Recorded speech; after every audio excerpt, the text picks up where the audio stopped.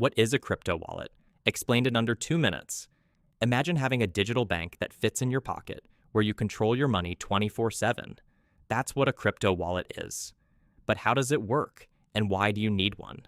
Let's break it down in just 2 minutes. A crypto wallet is like a digital bank account for your cryptocurrencies, but instead of holding your coins, it stores your private keys, a secret code that proves you own your crypto and allows you to send or receive it. There are two main types of crypto wallets.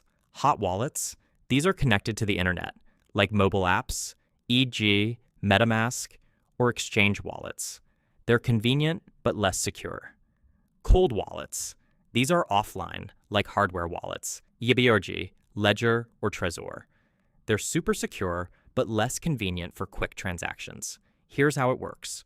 When you send crypto, your wallet uses your private key to sign the transaction and broadcast it to the blockchain. The receiver's wallet then updates their balance. But remember, not your keys, not your crypto.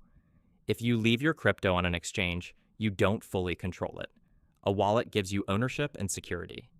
Pro tip: always back up your wallet's recovery phrase, a set of 12 to 24 words that can restore your wallet if you lose access.